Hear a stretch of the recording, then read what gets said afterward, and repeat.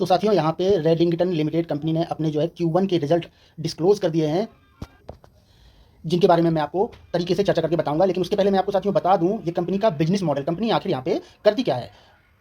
तो भाई साहब मैं आपको बता दूं कंपनी यहाँ पे ट्रेडिंग में इन्वॉल्व है। ट्रेडिंग इलेक्ट्रॉनिक्स आइटम की ट्रेडिंग करती है कंपनी। बड़ी बड़ी कंपनियां हो गई जैसे कि मान लीजिए सैमसंग हो गई, एप्पल हो गई, आपकी और भी डेल हो गई, लेनोवो हो गई, आपकी बड़ी बड़ी जो इलेक्ट्रॉनिक्स कंपनियां हैं उनमें ये कंपनी जो है ट्रेडिंग करती है। ट्रेडिंग से मेरा मतलब है साथियों ये कंपनी जो है दूसरे देशों में फॉरेन में माल यहाँ से पहुँचाती है, फॉरेन से माल यहाँ भी लाती है। तो ये कंपनी एक मीडिएटर का काम करती है यहाँ पे। जो सीधी सी बात आप समझ लीजिए, जो लोकल दुकानों से आप कोई भी इलेक्ट्रॉनिक्स आइटम खरीदते हैं, मोबाइल हो गया, लैपटॉप हो गया, कुछ भी हो गया, प्रिंटर हो गया, तो वो माल जो है लोकल दुकानों तक जो है यहाँ पे रेडिंगटन ही पहुँचाती है।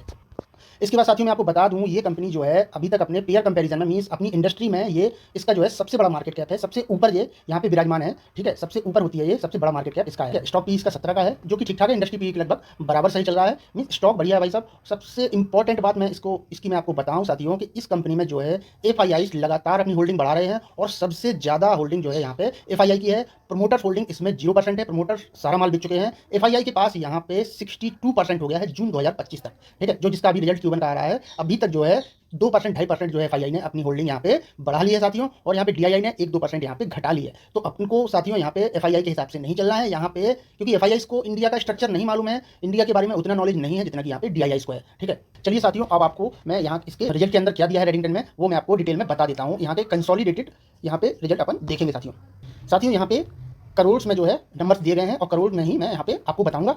साथियों यहाँ पे आप देख सकते हैं जून 2024 में यहाँ पे कंपनी ने जो है 21,282 करोड़ का जो है रेवेन्यू जनरेट किया था। इसके ठीक एक साल बाद मीन्स जून 2025 में यहाँ पे कंपनी ने 25,951 करोड़ का जो है रेवेन्यू जनरेट कर दिया है, जो कि यहाँ पे मोटा मोटी 22% जो है अपसाइड की ओर निकल के आ रहा है। 22% यहाँ पे जंप आया है रेवेन्यू वाइज। ठीक है साथियों, तो ये एक बढ़िया बात है। इस कंपनी में साथियों साइक्लिक बात नहीं करेंगे या फिर मौसम के हिसाब से बात नहीं करेंगे, क्योंकि इस कंपनी में साल दर साल भी चेक करना होता है और यहाँ पे क्वार्टर ऑन क्वार्टर भी चेक करना होता है, क्योंकि ये कंपनी का काम ही ऐसा है, ये हर समय पे इस पे काम चलता रहता है। तो यहाँ पे इसके बाद देख लेते हैं साथियों। यहाँ पे देखिए आप पिछले क्वार्टर यानी कि मार्च 2025 में कंपनी का रेवेन्यू था 26,439 करोड़ का, जो कि यहाँ पे लगभग 2% घट के जो है नीचे की तरफ आया है। ठीक है, तो इसमें इतना ज़्यादा कोई खास नहीं है, गिरावट भी खास नहीं है, और साल दर साल के हिसाब से यदि देखा जाए तो यहाँ पे 22% की जो है जंप दिख रहा है रेवेन्यू में। चलिए साथियों अच्छी बात है, यहाँ तक अच्छा है रिजल्ट। इसके बाद चेक करते हैं इसके एक्सपेंसेस।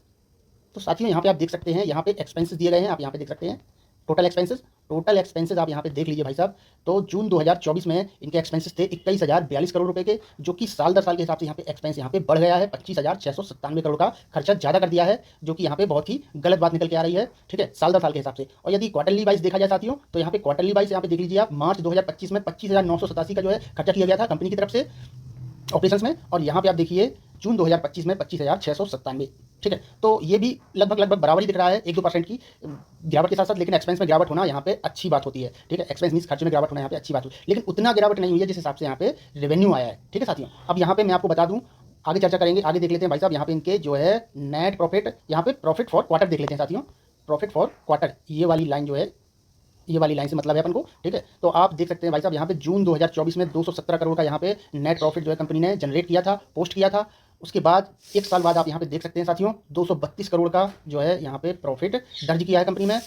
यहाँ पे 2-3% का जंप यहाँ पे आया है, 2 से 3% का यहाँ पे जंप आया है, कहाँ नेट प्रॉफिट के अंदर देखने को मिल रहा है साल दर साल के हिसाब से। लेकिन यहाँ पे साथियों यदि क्वार्टर ऑन क्वार्टर बेस पे देखा जाए तो पिछले क्वार्टर में यहाँ पे 917 करोड़ का जो है नेट प्रॉफिट यहाँ पे कंपनी ने पोस्ट किया था। बहुत अच्छा काम किया था, शेयर भागा भी है। ठीक है, उसके बाद आप देख लीजिए जून 2025 में प्रॉफिट गिर गया भाई साहब, जो कि यहाँ पे लगभग 295% यहाँ पे नेट प्रॉफिट जो है गिर गया है। बहुत ही खतरनाक तरीके से जो है यहाँ पे नेट प्रॉफिट गिर गया है कंपनी का, और ये बहुत ही बुरी बात है भाई साहब।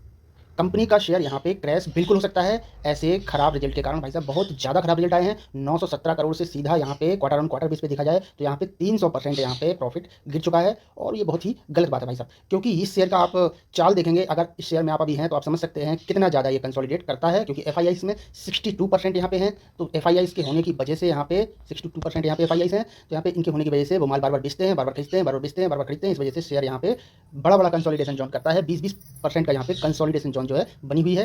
साथ ही यहाँ पे रिजल्ट बहुत खराब आए हुए हैं। आप यदि शेयर में हैं, क्योंकि मैं होता इधर तो भाई साहब भाग जाता, इतना खराब रिजल्ट देखते यहाँ पे भाग जाता। यदि आप कुछ ज़्यादा माइनस में फंसे हुए हैं तो फिर यहाँ भागने का कोई मतलब नहीं है, क्योंकि कंपनी यहाँ पे खराब नहीं है, कंपनी बढ़िया है। साथ ही साथ यहाँ पे ईपीएस भी चेक कर लेते हैं भाई साहब। EPS earning per share company का कितना हो गया है। ठीक है, ईपीएस आप यहाँ देख सकते हैं, ईपीएस भी चेक कर लेते हैं साथियों। ईपीएस फेस वैल्यू शेयर की 2 रुपये है। यहाँ पे आप देख सकते हैं भाई साहब ईपीएस साल दर साल के हिसाब से तो भाई साहब यहाँ पे बढ़ा हुआ है।